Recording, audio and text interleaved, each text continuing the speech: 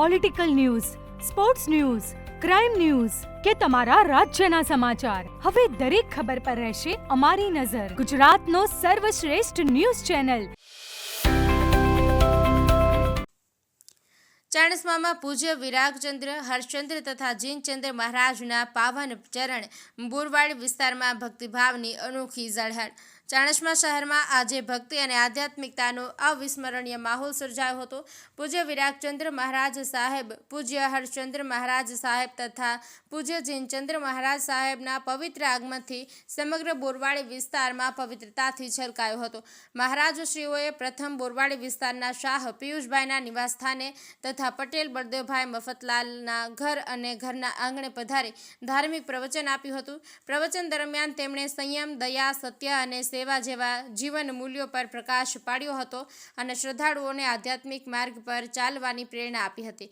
મહારાજશ્રીઓ સાથે અનેક સાધુ સાધ્વીઓ પણ ઉપસ્થિત રહ્યા હતા. બોરવાડી વિસ્તારની બહેનો મહારાજશ્રીઓને સ્વાગત કરવા વિસ્તારની એન્ટ્રી સુધી પહોંચી ગઈ હતી અને ભવ્ય સ્વાગત યાત્રા યોજી હતી. જય જૈનેન્દ્રના ગુંજારવથી સમગ્ર વિસ્તાર ભક્તિભાવથી ગુંજી ઉઠ્યો હતો. ત્યારબાદ પૂજ્ય મહારાજશ્રીઓએ ચાણસ્મા જૈન મહાજન પાંજરાપોળની મુલાકાત લીધી હતી. અહીં તેમણે ભટેવા પાર્શ્વનાથ ભગવાનના દર્શન કરી આરાધના કરી હતી. મહારાજશ્રીઓએ ત્યાં ઉપસ્થિત બીમાર અને નિરાહાર પશુઓને પર માંગલિક તથા નવકાર મંત્ર સંભાળ્યા હતા, જેથી પશુઓને આત્મિક શાંતિ અને સત્કારાત્મક ઉર્જાનો અનુભવ થયો હતો.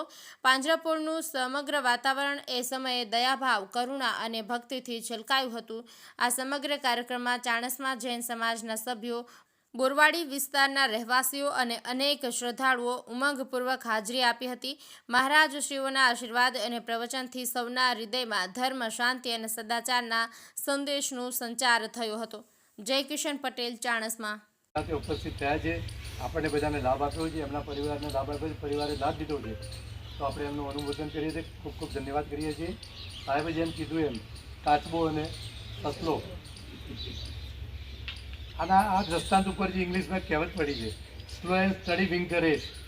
જે માણસ શાંતિથી ધીરેથી ચાલતો હોય છે એ આગળ વધે છે, પણ જે ઉછાસરો હોય, જે કુદાકૂદ કરતો હોય, દોડાદોડી કરતો હોય, એ માણસ હંમેશા પાછળ જ રહેતો હોય. એટલે જીવનની અંદર બી સ્થિર થવું અને શાંતિપૂર્વક જીવન જીવવું, એવું ગુરુ ભગવાનની વાણી આપણને કહી રહી છે. અત્યારે એમના પરિવારના એમના આમંત્રણને માન આપીને આપણે સર્વે અહીંયા પધાર્યા છીએ. તો આપણે ગુરુ ભગવાનનો ખૂબ ખૂબ આભાર માનીએ છીએ, પરિવારનો ખૂબ ખૂબ આભાર માનીએ છીએ.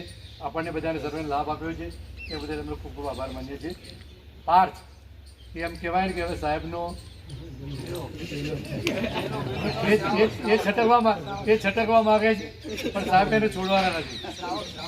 એટલે સાહેબ અત્યારે તો પરમ શ્રાવણ થઈ ગયો છે અને એના કારણે આખો પરિવાર એમની સાથે જોડાયો છે.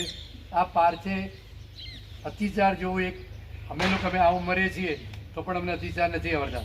ચોમાસી પક્ષી સંવત્સરી પ્રતિક્રમણ કરવા માટે ખાસ એ સૂત્રની જરૂરિયાત પડે કે આચારો, જેને પટેલભાઈઓને ખ્યાલ નહોતો આચાર, જે આચારો કે જીવનના જે આપણા આચારો હોય એ આચારોમાં આપણને દોષ લાગ્યો હોય, એ દોષને દૂર કરવા માટે એ અતિચારનું પઠન કરવાનું હોય છે, પ્રતિક્રમણમાં પઠન કરવાનું હોય છે.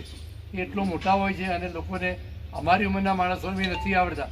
અમારી ઉંમરના માણસો જે શીખ્યા છે એ પણ ભૂલી ગયા છે.